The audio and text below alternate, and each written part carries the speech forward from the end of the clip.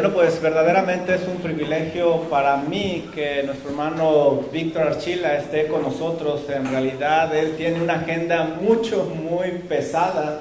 Acaba de estar en McAllen, va para Reynosa, luego para Houston y bueno, agradecemos mucho que haya hecho tiempo para venir a acompañarnos y no solo eso, que su compañera esté con usted y también los hermanos de la iglesia.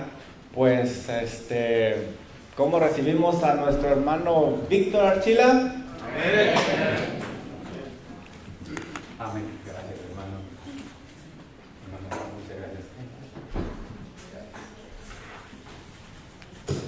Bendiciones, hermanos. Qué gusto me da estar con ustedes. Había escuchado mucho de ustedes, pero solo de oídas. Ahora los veo y me da mucho gozo. Algunas caras las reconozco, gracias hermano, las reconozco y poco a poco me voy aprendiendo los nombres. Me cuesta un poco aprender nombres, hermano. Algunos nombres me han llevado varios años en aprenderlos, pero vamos a ir aprendiendo los nombres de los hermanos y las hermanas. Y la verdad es que estamos aquí, aparte de tener esa comunión con la iglesia, que es parte de ser una iglesia del Señor Jesucristo. Pero sobre todo la iglesia es columna y sostén de la verdad. Y nosotros debemos de levantar la verdad en alto y que la verdad de Dios sea predicada a tiempo y fuera de tiempo. Así que agradezco de nuevo a mi hermano Juan. Ha sido creo que ya más de un año que nos conocemos y ha sido una bendición su vida. Y también a la hermana Liz, su esposa, que estamos agradecidos por conocerlos y estar en ese crecimiento de amistad, y le agradezco al Señor eso profundamente. Vamos a entrar de lleno a la palabra, vamos a orar, hermanos, vamos a pedirle su auxilio al Señor para que nosotros podamos de esa manera entrar. Señor, te damos gracias por tu soberanía, Señor, porque tu soberanía, Señor, en ella tú gobiernas todas las cosas, tú tienes el control de todo, Señor. Las cosas que están pasando que no entendemos, tú tienes el control. Las cosas que están pasando que entendemos, tú tienes el control. Las cosas que ni siquiera sabemos que van a venir, tú tienes el control, Señor. Pero descansamos en tu soberanía, en tu palabra, en que tú eres un Dios perfecto y todas las cosas que haces son perfectas, Señor. Así que en esa soberanía, Señor, es que hoy también estamos en este lugar y queremos, Señor, exaltarte juntos a través de tu palabra, porque nosotros somos necesitados, Señor, y porque nosotros solo somos mensajeros de un mensaje glorioso del cual ni siquiera somos dignos de proclamar. Ayúdanos, Señor, a poder entender tu palabra. Ayúdanos, Señor, a poder salir de ese lugar y poner por obra tu palabra. Ayúdanos, Señor, a poder proclamar tu palabra. Y sobre todas las cosas, Señor, ayúdanos a que podamos vivir conforme a tu palabra, Señor. Que podamos ser luz en medio de esa generación. Que podamos ser, como tú lo enseñaste, la sal, Señor, de esta tierra, de esta generación. En tus manos esta congregación, en tus manos nuestras vidas, Señor. Y te pedimos y te suplicamos, Señor, todo esto, Señor, para la gloria tuya y de tu Hijo Jesús. Amén y amén. Algunas veces nosotros pasamos por alto detalles vitales, hermano, y nos sorprendemos de las cosas que están sucediendo. Esos últimos 3 años han sido años donde nos damos cuenta que Dios ha arrodillado al mundo. Los países más poderosos no han podido hacer absolutamente ante nada. Uno de los países más poderosos, aunque eso de más poderoso no me gusta, pero uno de los países que sobresale es Estados Unidos. Y solo escuche estas cosas que le voy a presentar que tienen que ver con el tema que vamos a hablar. Hay un problema serio, un problema muy serio en los hogares. Algunas veces estamos muy preocupados de lo que está pasando en las escuelas, que también es grave. Pero no se nos olvida que en el hogar hay aspectos como estos, que muy pocos padres se dan cuenta. Se lo leo para no exagerar ninguna nota. Cada semana, escuche esto, cada semana los medios de comunicación transmiten 770 asesinatos, los cuales los niños están ahí.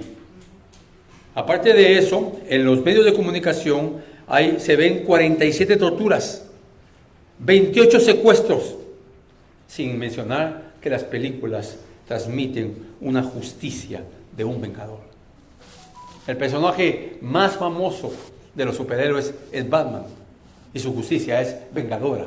Eso es antibíblico. No se preocupe, no vamos a predicar contra Batman. Yo solo le estoy contando no me ha empezado usted a decir que trajeron. Solo le estoy mostrando el punto de los medios de comunicación, la ideología que transmiten. Ahora, si nosotros mencionamos esto en contra o en proporción a lo que los padres enseñan las Escrituras, ¿cuán abismal es la diferencia? De hecho, cuando uno enseña la palabra, pero solo la enseña como una exposición verbal, una voz que proclama dentro del hogar, pero nuestra vida niega lo que estamos enseñando. Lo que va a impactar o afectar la vida de nuestros hijos no es lo que decimos, sino lo que hacemos. Y eso es vital, hermano. Porque la predicación no es solamente decir hacer esto, sino la predicación también es modelar cómo se vive el Evangelio. Escuche estas estadísticas, hermano. Ha habido al menos 288 tiroteos en escuelas en Estados Unidos desde el 1 de enero de 2009 hasta nuestra fecha. Es decir, eso que los jóvenes están viendo, eso que los niños están viendo, ha entrado y que ha sido permeados en el hogar, ha entrado a las escuelas. Si nosotros nos preguntamos por qué todo esto está sucediendo. Han habido diferentes tiroteos de los cuales no voy a entrar de lleno porque todos ustedes los han escuchado y los han conocido, pero puntualmente en el año 2012, esto es lo que ha estado pasando con las evidencias de los corazones bombardeados por algo que distrae, pero que realmente es tóxico. Y que nosotros no solamente debemos de cuidar a nuestros hijos, sino que debemos de cuidar nuestro corazón. Escuche esto. Se han producido más incidentes con armas, 79 en total este 2022, que en los 12 meses del año, desde el 2013 a 2017. O sea que el 2022 supera todo esto. ¿Por qué? Porque se ha sacado la palabra de los hogares. Lo decimos con claridad y decimos la palabra ha sido quitada de la escuela. Ok, pero a usted nadie le puede prohibir que quite la palabra de la escuela. El problema es que la palabra no ha sido quitada solo de la escuela, también ha sido quitada de los púlpitos de las iglesias evangélicas, porque no se predica la verdad de Dios. Es importante entender esto, por lo que estamos viendo. Así que esta situación solo ilustra, hermano, lo que hoy precisamente vamos a hablar. Las evidencias externas del corazón. Acompáñenme por favor a su Biblia. En Santiago capítulo 4, versículo 1 al 3. Y Santiago aquí va a decir algo que nos arrincona, que devela el corazón del hombre. Santiago capítulo 4. Cuando usted lo tenga, por favor, amado hermano, dígame para que no lea yo solito y usted me pueda seguir en la lectura. Hoy vamos a utilizar bastante la Biblia, así que no se preocupe, usted va a estar abriendo la Biblia y lo va a estar usando. Santiago capítulo 4, versículo 1 al 3 dice: ¿de dónde vienen las guerras y los conflictos entre vosotros? ¿No vienen de vuestras pasiones que combaten en vuestros miembros? Codiciáis y no tenéis, por eso cometéis homicidio. Sois envidiosos y no podéis obtener, por eso combatís y hacéis guerra. No tenéis por qué, porque no pedís. Pedís y no recibís, porque pedís con malos propósitos para gastarlo en vuestros placeres. Aquí hay dos preguntas retóricas. Es decir, una pregunta retórica es que o no tiene respuesta o solo tiene una respuesta. Ahora, Santiago está mostrando algo y está preguntando de dónde vienen las guerras, y la palabra guerra aquí no está hablando de los conflictos que nosotros conocemos. La palabra aquí, guerra, se está refiriendo a los conflictos entre la comunidad de la iglesia a la que Santiago le está hablando. Las guerras en parejas, las guerras en la familia. ¿De dónde vienen las guerras y de dónde vienen los conflictos entre vosotros? Y hace una pregunta respondiendo a esto. Una forma de escribir de esa época: ¿no vienen de vuestras pasiones que combaten en vuestros miembros? Ahora, Para explicar este texto, hermano, hay que poner una pausa y vamos a dejar a Santiago por un momento pausado para entonces regresar a las expresiones de la imagen de Dios. Todo hombre conserva la imagen de Dios. Por supuesto, ha evolucionado.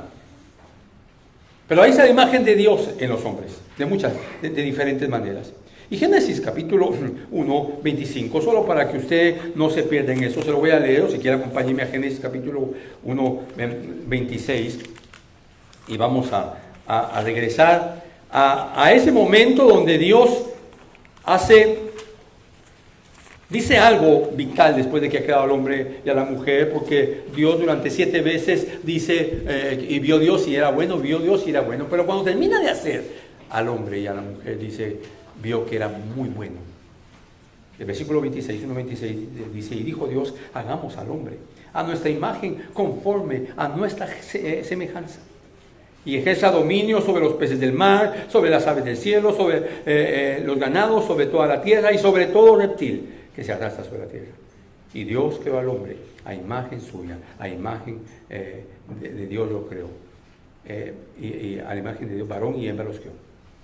Ahora, ¿qué transmitió Dios en la imagen?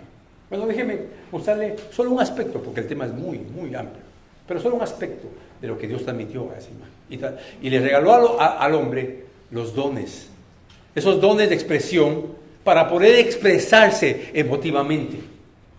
Así que amar emotivamente, llorar emotivamente, así que reír, enojarse, son parte de esos dones.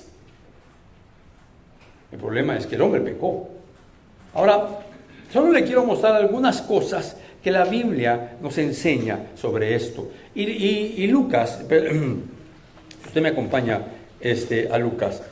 Jesús hace una oración, hermano.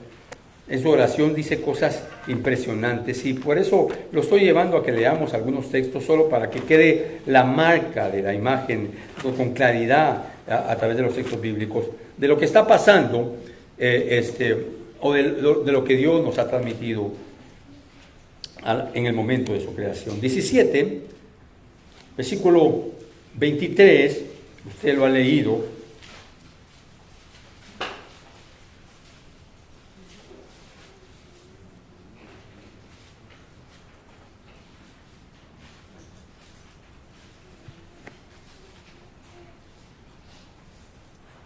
Le dije Lucas, ¿verdad? Perdón, es Juan 17, cuando Jesús está orando. Y Juan 17, usted lo ha leído muchas veces, pero Jesús dice, 17, vamos a leer los primeros versículos. Versículo 1, estas cosas habló Jesús y alzando los ojos al cielo dijo, Padre, la hora ha llegado, glorifica a tu Hijo, para que el Hijo sea glorificado a ti. Para que el Hijo te glorifique a ti. Por cuanto le diste autoridad sobre todo ser humano, para que Él dé vida eterna a todos los que le has dado. El versículo 3, y esta es la vida eterna, que te conozcan a ti, el único Dios verdadero, y a Jesucristo, a quien has enviado. Yo te glorifiqué en la tierra, habiendo terminado la obra que me diste que hiciera. Y ahora glorifícame tu Padre junto a ti, con la gloria que tenía contigo antes de que el mundo existiera. ¿Qué está diciendo Jesús, Señor? Que te conozcan a ti es que tengan la vida eterna. Así que si algo nos ha transmitido Dios en su imagen, es esa vida. Estamos hablando, aquí Jesús está hablando de aquellos que van a conocer al Señor Jesucristo. Ahora esa vida se empieza a especificar también en aspectos de lo que le estoy diciendo, de la imagen de Dios, esas expresiones divinas que nosotros encontramos en lo que Dios ha hecho con cada uno de estos aspectos. Por ejemplo, Dios ama y ama profundamente. Dios se alegra, Dios se goza, y lo dice la Biblia. Dios se enoja. Esas son expresiones externas de un corazón, solo que Dios tiene celo y no peca. Dios se enoja y no peca. Dios ama y no peca. Dios se alegra y no peca. Pero los hombres aman y pecan, porque muchas veces aman lo que no deben amar. Por ejemplo, el hombre que está casado debe amar una sola mujer. Y debe desear una sola mujer. Y cuando algún hombre, usted lo ha escuchado, dice, no, pero es que ya no amo a esta mujer, pero me equivoqué, ahora amo esta. La expresión externa de su corazón es una emoción pecaminosa, terriblemente ofende la gloria de Dios. Porque un hombre, cuando se casa con una mujer, ha hecho un pacto delante de Dios de que amará a esa mujer. El problema es que se entiende el amor como un sentimiento, más que como un mandato de Dios, más que como un fruto de Dios. Por ejemplo, amadas hermanas, a ustedes la Biblia las manda a varias cosas. Una de ellas es, mujeres, someteos a vuestros maridos. Y las hermanas dicen, qué difícil está eso. Sobre todo porque usted no conoce a mi esposo, cómo es de sangrón. Pero a usted se le olvida y pasa por alto que Dios le pone al varón una demanda más alta. Maridos, amad a vuestras mujeres. Si se hubiera quedado ahí, hubiera sido menos difícil. Amad a vuestras mujeres así como Cristo amó a la iglesia. ¿No? Usted tiene que someterse. Y ahí, tan fácil que es. Bueno, fácil para uno de hombre. Pero si Dios solo te manda a someterte. Pero al hombre manda a Dios a amar a su esposa como Cristo amó a la iglesia. De nuevo, ese es un ejemplo, hermano. Dios ama. Podemos amar porque Dios nos ha amado. Pero ese amor que es algo correcto, cuando uno ama como Dios ama, se puede convertir en un amor pecaminoso porque no es el amor de Dios, y esto empieza a definir qué es el amor. La gente se casa, el joven se casa y dice, yo amo. Pero si ese joven es inconverso, su amor no es el amor de Dios, de un corazón regenerado. Y muchos profesan ser creyentes, y hay iglesias en todas partes promulgando el divorcio. Pero cuando un hombre empieza a desear a otra mujer, o una mujer empieza a sentir ese sentimiento de amor por alguien más, que hay una expresión que evidencia su corazón. Las emociones tienen un origen, hermano, un origen de santidad. Y es el origen en el Creador. Cuando Dios fue al hombre a su imagen y le otorgó esos dones. Las emociones son regalos de Dios. Para que nosotros nos expresemos emotivamente, pero también con santidad.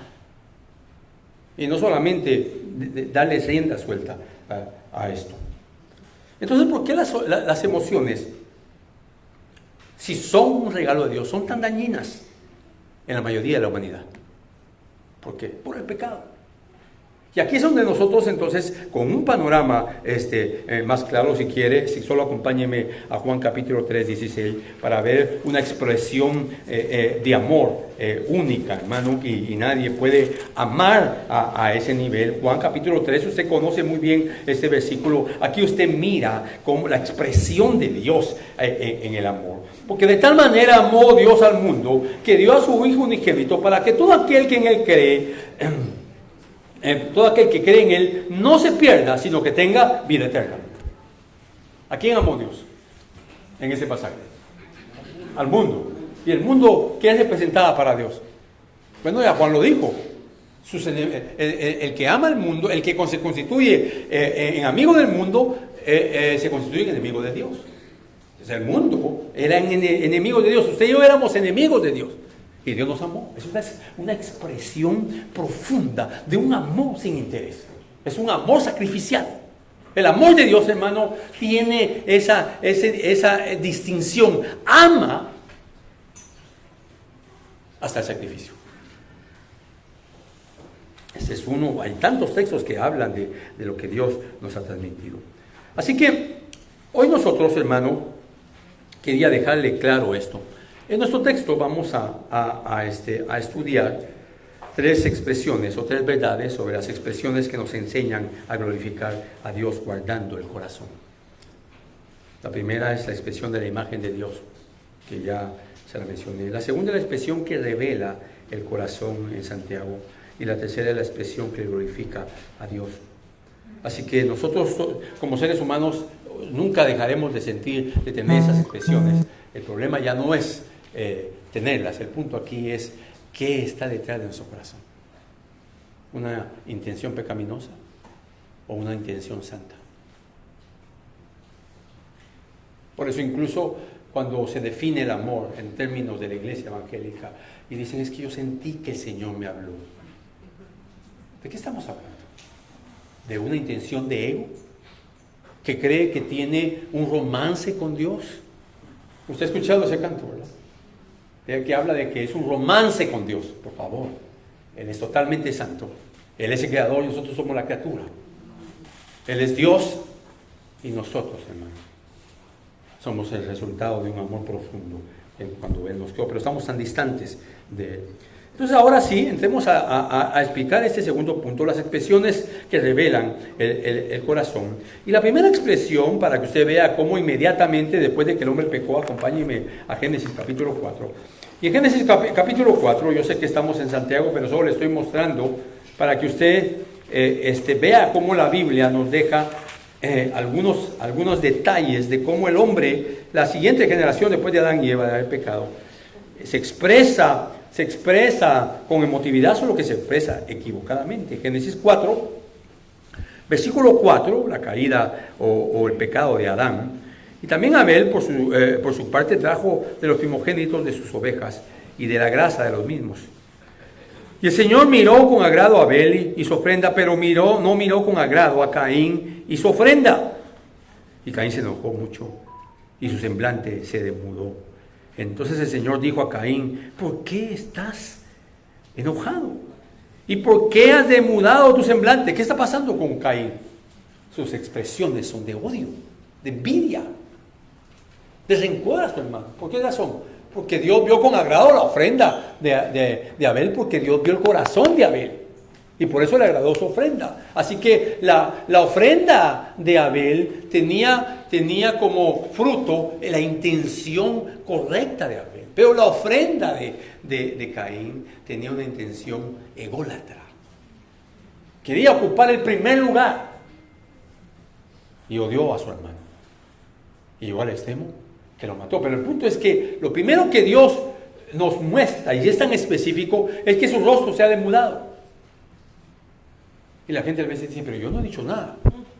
No dijo nada con palabras, pero todas sus expresiones dijeron más que las palabras. ¿Le ha pasado? O mejor dicho, lo ha visto. Porque si le digo le ha pasado, a nadie le ha pasado. Pero si le digo lo ha visto, todos han visto cómo le hacen caras, cómo no le habla, cómo la gente: pero yo no dije nada, no dijo nada. Y eso es lo terrible, que no ha dicho nada por un mes, pero no ha hablado con su esposo, le quitó el habla. Lo puso en disciplina. La disciplina en la casa es que la esposa no le cocina más al esposo y no le habla más. Esas son expresiones del corazón. Sin palabras, pero sus actitudes matan. Porque detrás de eso hay un enojo, una amargura, una ira, un deseo de ver mal a alguien más. Y aquí está Caín. Hermano, estamos en el capítulo 4. La primera pareja está Caín y Abel, y Abel mata, pero Caín mata a Abel. ¿Por qué? Porque Abel tenía un corazón diferente y da una ofrenda que le agrada a Dios. Y Dios mismo aborda a este hombre. Y Dios mismo aconseja a este hombre. Y este hombre rechaza a Dios. Usted cuando lee la Biblia, ¿sabe cuándo comenzó esa teoría o esa doctrina diabólica de un hombre con dos mujeres? Comenzó en el siguiente hijo de Caín, que se rebeló contra Dios. Ok, ¿me estoy explicando? Que vayamos más profundo. Entonces ahora, regresemos a Santiago, capítulo 4. Y Santiago, de nuevo la pregunta: ¿de dónde vienen las guerras y los conflictos entre vosotros? La palabra griega, hermano, para guerras señala polémica. Pero no solamente eso, también habla de disputas o combates frecuentes y prolongados. Ahí estamos en Santiago, capítulo 4. ¿De dónde vienen las guerras y los conflictos entre vosotros? Ahora, responde. Santiago dice: ¿no vienen de vuestras pasiones que combaten en vuestros miembros? O sea, hay una intencionalidad de querer ganar algo que no se puede ganar. Así que para que vayan entendiendo, la palabra guerra no está hablando de esas guerras, sino que está hablando de un combate frecuente, prolongado, y está hablando en relación a la comunidad o al hogar. Luego nosotros, por eso es que también se puede esa palabra guerra como pleito, riñas en hogares, y también se puede entender esas riñas como un deseo descontrolado. Usted se enoja, me imagino que se enoja. ¿Alguna vez examina cuál es la razón de su enojo? Hermano, tenemos muchos problemas en el matrimonio. ¿Podría usted orar por mi esposa porque ella no se calla? ¿Cuál es el problema ahí? El problema es que el esposo ya decidió quién tiene el problema. Y está bien, la hermana debería de callarse. Primero vamos a escucharla que hable una su hora para que entonces se canse un poquito y entonces poder escuchar cuáles son sus argumentos. Pero también hay que entender que muchas veces, en muchos casos, las mujeres están siendo abusadas y su única arma muchas veces es hablar y hablar y hablar. Bueno, aquí no hay ningún caso, pero estoy contando de casos en estos 29 o 30 años que tengo que estar pastoreando que he visto. Hay conflictos que el enojo o la ira o el descontrol o la violencia solo es el reflejo de una expresión que está siendo, que ha atrapado el corazón por no hacer lo que la Biblia dice. Ya vamos a llegar a qué tenemos que hacer, cómo controlar estas, pero sigamos aquí en el texto. ¿De dónde vienen las guerras y los conflictos o pleitos? Dice la Reina Valera. Se refiere a una lucha o batalla específica. Ambos términos se usan para indicar las relaciones personales violentas, tanto guerra como conflictos. Así que, hermano, usted empieza a entender por qué tengo tantos conflictos en mi hogar. Bueno, tiene que ver con lo que hay en su corazón. Y las emociones que usted está teniendo, los ataques, las expresiones que usted tiene, solo están evidenciando que hay en su corazón. Pero hermano, soy cristiano. Sí, yo sé que muchos son cristianos. Y Santiago le está escribiendo a los creyentes. Y no solo Santiago. También Efesios escribe a los creyentes que se quiten toda ira, todo enojo, toda gritería. Y por eso es importante empezar a entender, porque como dijo el pastor Juan al principio, nosotros, hermano, estamos caminando y creciendo en santidad. La iglesia es columna y sostén de la verdad. Si hay algo que es importante que todo pastor tiene que entender, y los miembros de la iglesia, es que la iglesia es un lugar para que los creyentes se santifiquen. Y una manera de santificarse es a través de la palabra. Señor, santifícanos en tu verdad. Tu palabra es verdad. Es santificándose, exhortándose los unos a los otros.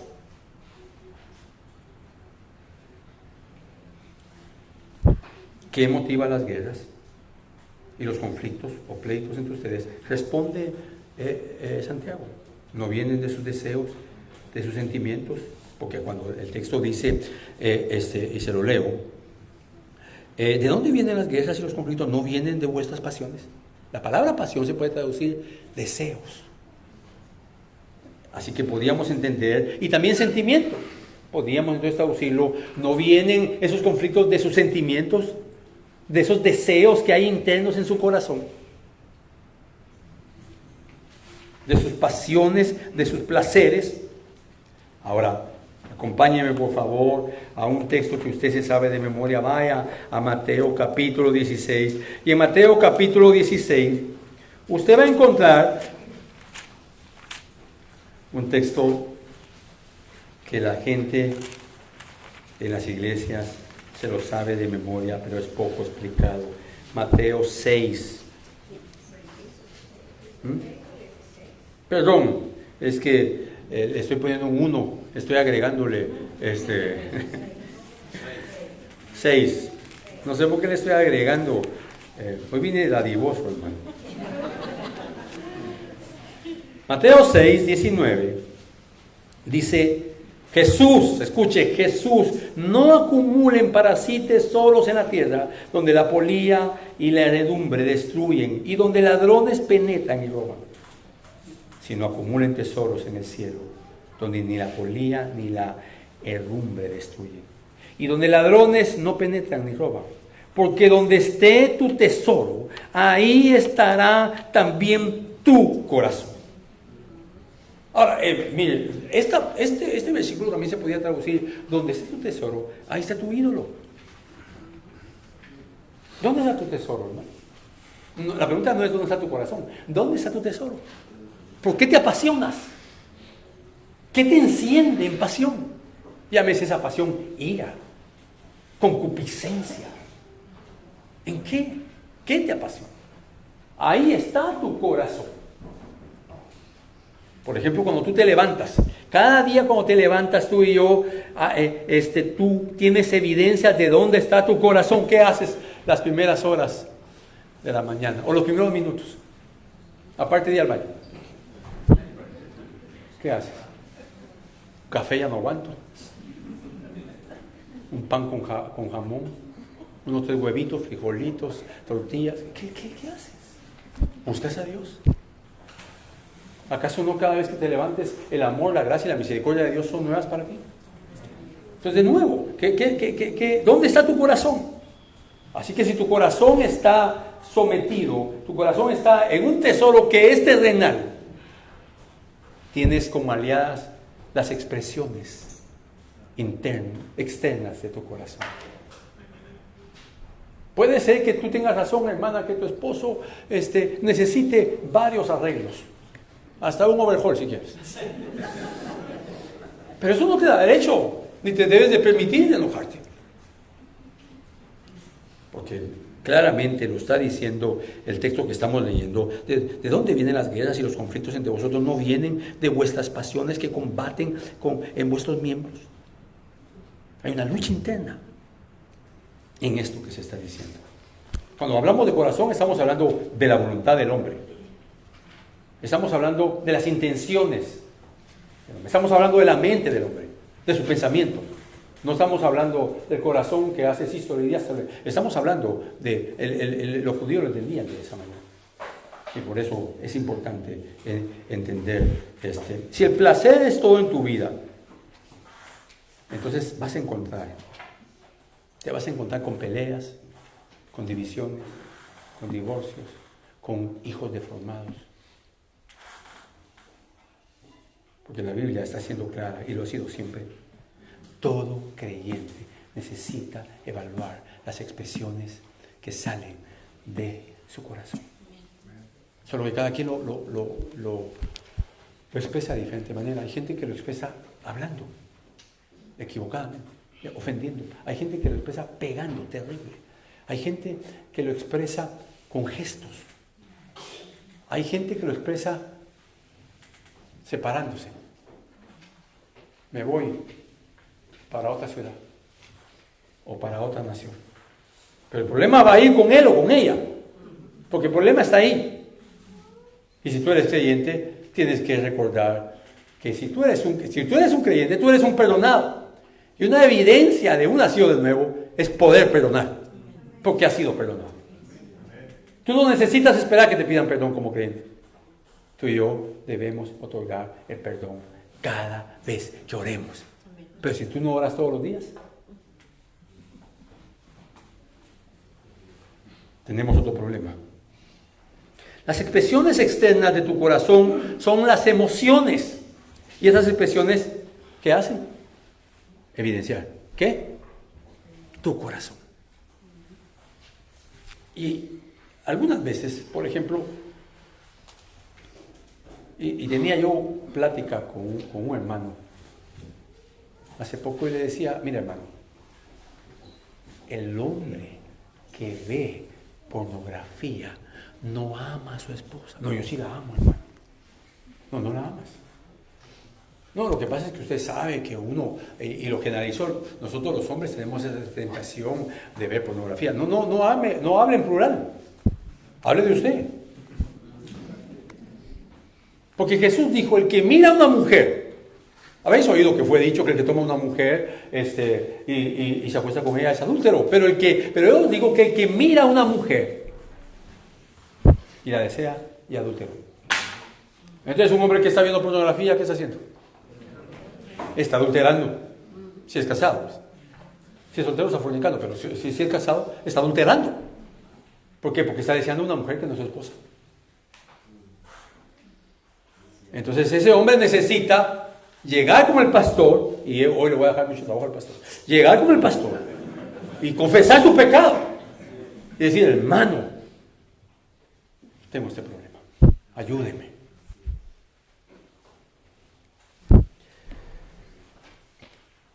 Por eso el autor responde a estas preguntas, a esta pregunta retórica. El autor, es decir, Santiago, responde a esta pregunta.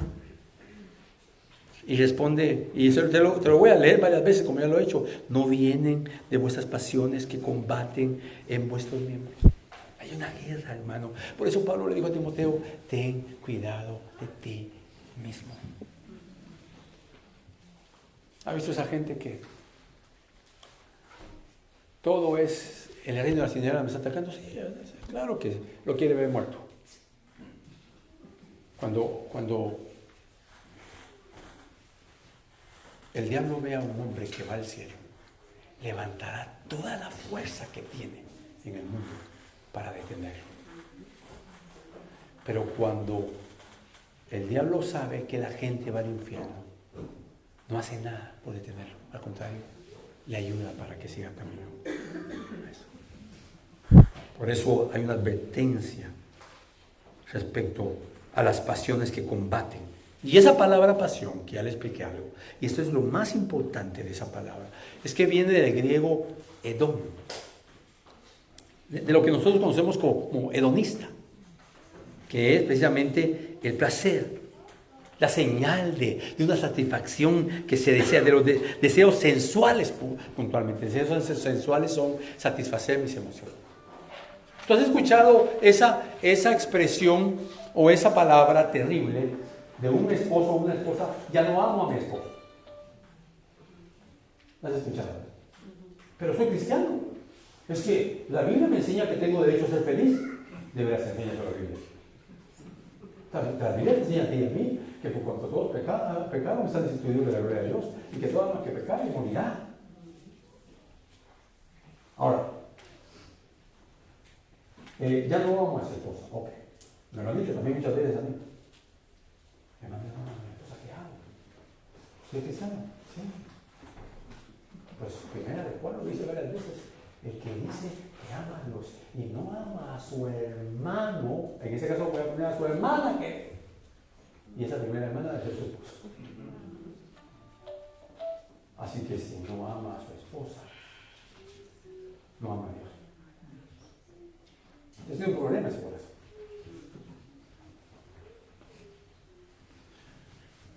Porque lo que ama es el hedonismo, sus sentimientos sensuales.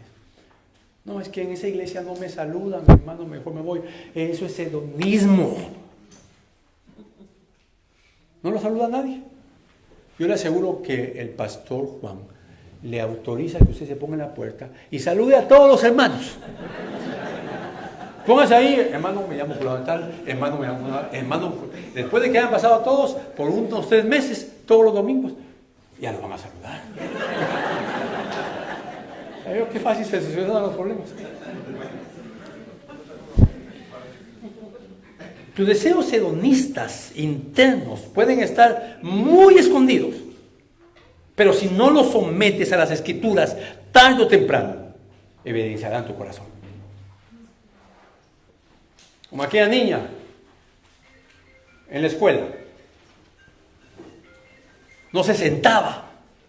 Siéntense y a parar. Y como todos, siéntese, le dijo la profesora. Y entonces la niña no se sentó, siéntese, le dijo. Oyamos a su papá. Y se sentó y al sentarse dijo, me siento, pero por dentro estoy parada.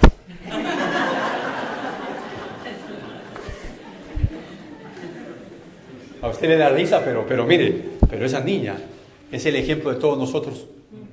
Que Dios nos va a decir que nosotros nos rindamos a Él.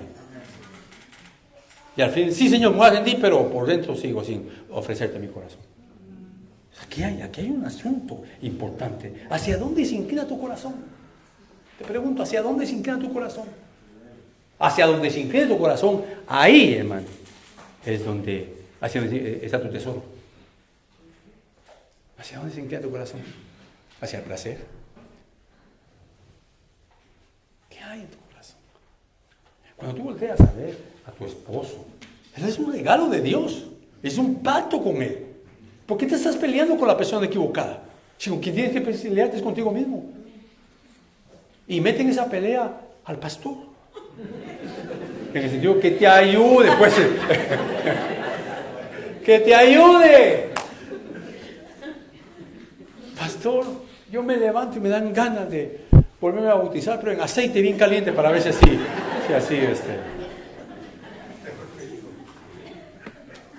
Las expresiones evidencian tu corazón. Acompáñenme, hermano, a Efesios capítulo 4, versículo 31. Efesios 4. Hermano, usted sabe que ustedes están estudiando Efesios.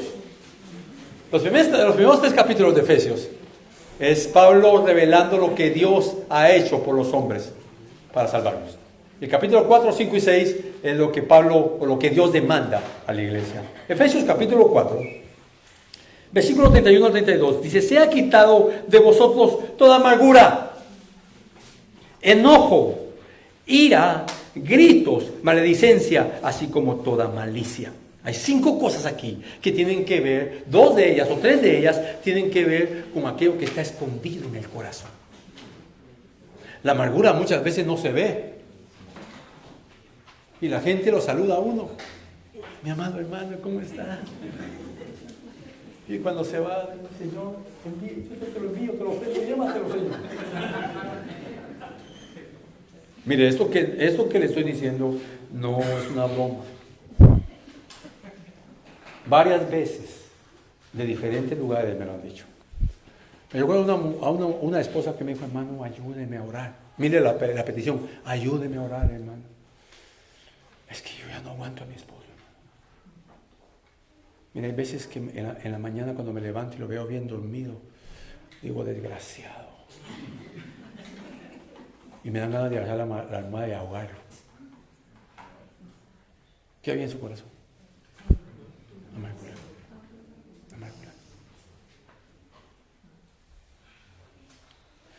¿Cuántos años lleva así, hermano? A unos 10, hermano. Por 10 años escondido algo que es dañino. Amargura es en griego es un resentimiento calcitante, es decir, ardiente. Está ahí adentro quemándole y logra no mostrarlo. Pero esa amargura va a ir creciendo, lo va a incendiar. Escuche esto. Se ha quitado de vosotros toda amargura, todo enojo. Esa amargura provoca un enojo constante. Y la palabra enojo se puede entender como una actitud interna sutil. Estas dos son situaciones sutiles. Hay enojos que se esconden en el silencio y en el alejamiento. Usted sabe que quitarle el habla a un cónyuge o a un padre o a una madre o a hijos es una violencia pasiva.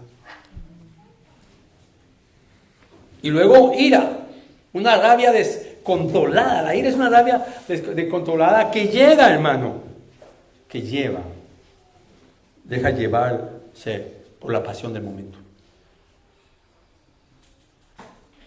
Padres que golpean a sus hijos.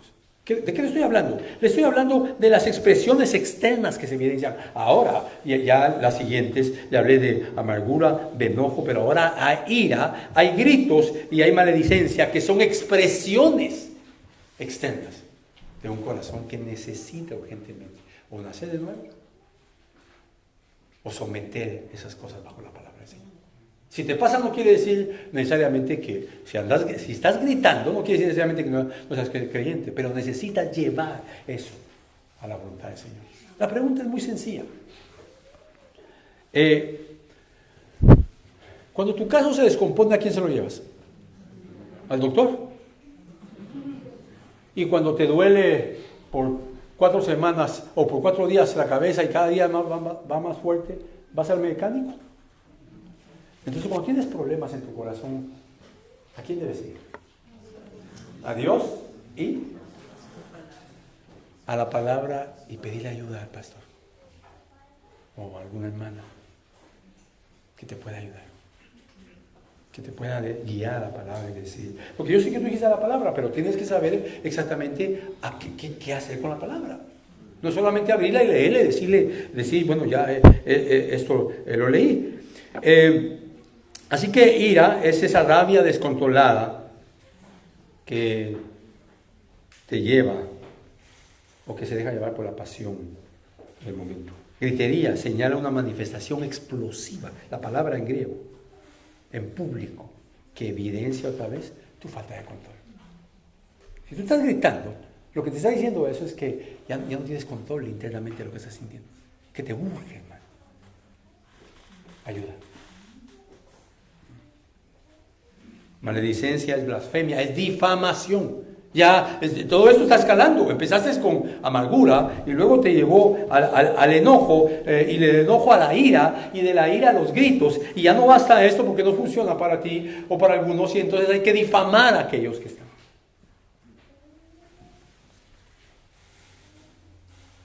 Y luego llega a la malicia y hay intenciones de hacer daño. Las expresiones pecaminosas evidencian la condición de un corazón enfermo. Por ejemplo, un creyente que no ora y que no lee la Biblia, por una semana debe estar en el intensivo. Debe estar en el intensivo, porque ha perdido su comunión con Dios. Ay, hermanos, es tan exagerado. Miren el ejemplo que le voy a dar. Hermana, ¿qué haría usted si su esposo por 2 días no le habla? ¿Se preocupa? ¿O le da gracias a Dios? Me imagino que se preocupa, ¿verdad? Y ya una semana se dice, no, esto lo voy a tener. Y Dios es más grande que su esposo. Y Dios es más grande que nuestra esposa. Nosotros necesitamos estar cerca de Dios. Un creyente glorifica a Dios cuando lleva esto a someterlo a la voluntad del Señor. Solo estoy viendo, no me pensar que estoy contestando ningún texto. Solo estoy viendo cuánto tiempo me falta, pero ya me quedan 5 minutos. Y entonces, acompáñenme al tercer punto. El primer punto es cómo las expresiones fueron transmitidas por Dios a nosotros cuando nos fue. El amor correcto, el gozo correcto, la pasión correcta. El segundo punto habla sobre esas expresiones pecaminosas que evidencian el corazón. Y el tercer punto, hermano, tiene que ver con las expresiones que glorifican a Dios. Para ello, acompáñenme por favor a Proverbios capítulo 4, versículo 23. Y Proverbios capítulo 4, tú lo has leído muchas veces, es tan claro y tan pequeño el texto que dice Proverbios 4, 23. Con toda diligencia guarda tu corazón, porque de él brotan los manantiales de la vida. Proverbios 4, 23. Sobre toda cosa guardada, también guarda tu corazón, porque de él mana la vida. Ahora, Esto es hermoso. La palabra, por ejemplo, aquí en español se traduce sobre todo cosa guardada, guarda tu corazón. Pero en griego en hebreo hay una diferencia. Guarda habla de vigilar diligentemente. Pero habla de vigilar sobre algo o sobre alguien. Habla de ser un custodio. La idea es ser un custodio, alguien que está cuidando. El bebé, tú que eres madre o padre, el bebé de 3 meses, ¿quién lo cuida? ¿El papá o la mamá? La mamá tiene esa naturaleza que lo quiere proteger. Incluso eso de proteger, usted lo ve hasta en el reino animal. Las leonas se le someten al león. Pero cuando ese león atenta contra sus cachorritos, ahí sí la expresión se vuelve una leona. Y se le van encima al león. Hay una imagen en las redes sociales de un león que lo tienen agarrado como 5 leonas. Y el león ya ni se mueve. Porque una leona lo tiene agarrado aquí. Y la otra lo están mordiendo por todas partes. ¿Por qué razón? Porque intentó matar a sus cachorritos. Esto es un ejemplo en el reino animal y de la vida salvaje. Pero tú deberías de preocuparte de tu corazón y entender esto. Sobre toda cosa guardada, habla de alguien que está custodiado. Tú tienes que ser un custodio de tu corazón. Inmediatamente cuando sientas algo que no honra a Dios. Porque ahí comienza todo. Cuando tú descubres algo en tu corazón que no agrada a Dios, debes ir al Señor. Por ejemplo, luego dice sobre toda cosa guardada, luego dice guarda tu corazón. Esta palabra hebrea señala el hecho de mantener a salvo de lesiones el corazón. Sobre toda cosa guardada, o sea, sobre toda cosa, mantén custodiado tu corazón y guarda tu corazón y guárdalo. Manténlo a salvo de daños. Cuando alguien te insulta, ¿qué haces? ¿Recibes el insulto o lo desechas? Si lo recibes, va a dañar tu corazón. Si lo desechas, tu corazón puede perdonar. Ya te dije, corazón comúnmente habla de la mente, del centro del pensamiento, de la voluntad, de la razón. Y también obviamente incluye las emociones. Entonces esa enseñanza te lleva a entender por qué hay tantos conflictos en el matrimonio entre padres e hijos y entre esposo y esposa, porque ni el papá ni la mamá están guardando su corazón, no lo están custodiando. Así que le dan libertad a sus emociones. Donde se inclina tu corazón o donde se inclina tu tesoro, ahí estará tu ídolo. Y tu ídolo puede ser tu ego. ¿Quién gana las batallas en el matrimonio? Siempre yo, va a decir la hermana, siempre yo. Y hasta de repente lo ha dicho, yo siempre te gano las batallas. Así que no empecemos porque vas a perder. Ahora ya sabe, hermana, que usted necesita custodiar su corazón. Y que ganar batallas no le agrega ningún galardón en el cielo, al contrario. Solo son ejemplos, por favor no va a pensar que el hermano me estuvo contando algunas cosas que estaban pasando en la iglesia.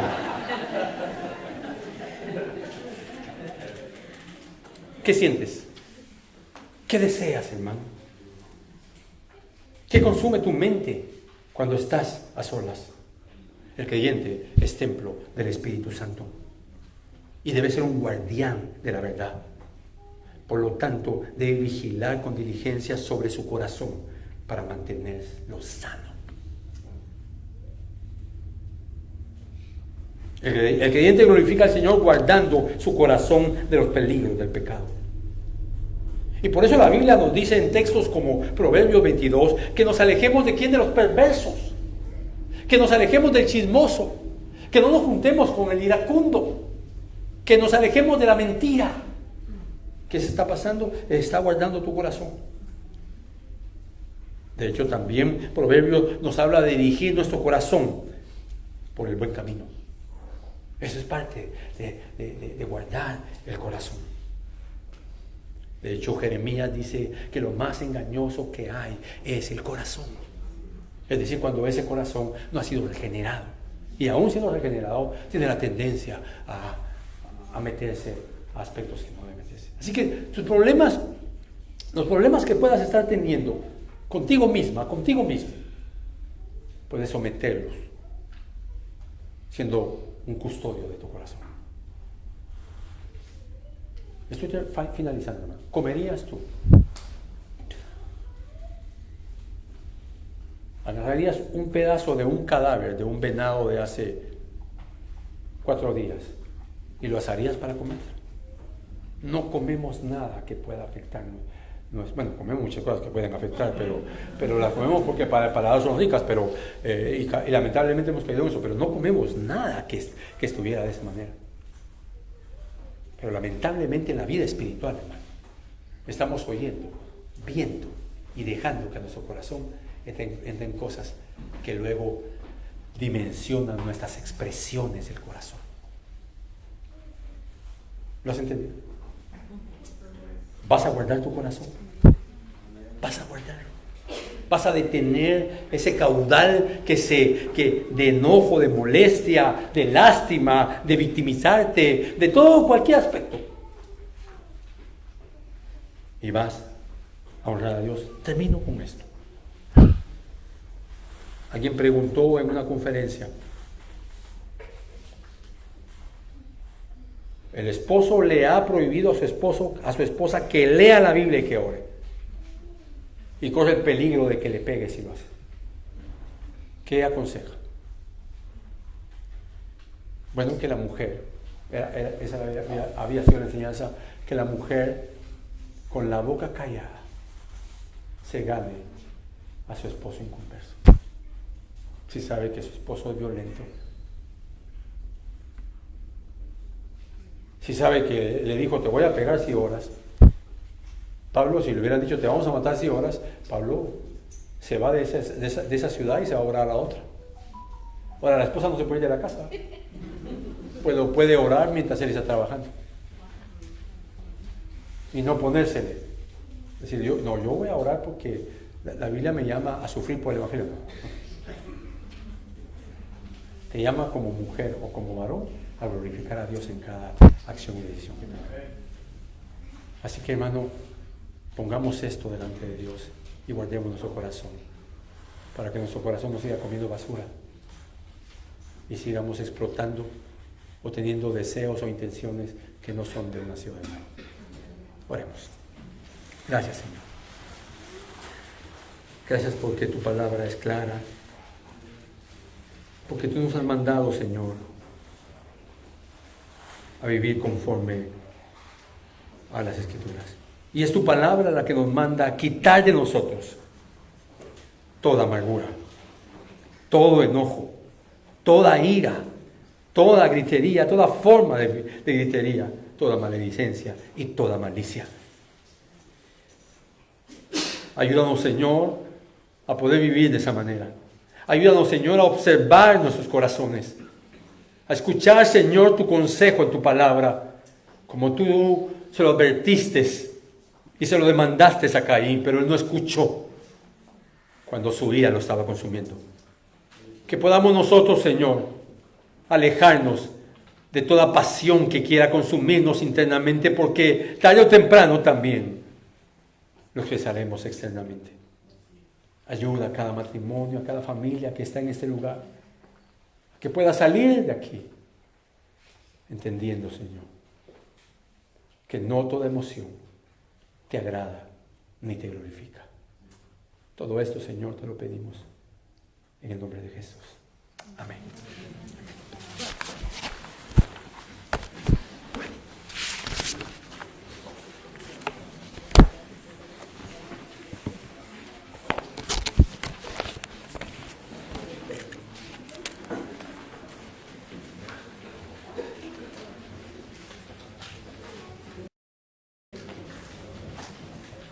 Hermanos, le invitamos a estar de pie y a cantar con nosotros esta última alabanza. Danos un buen lugar.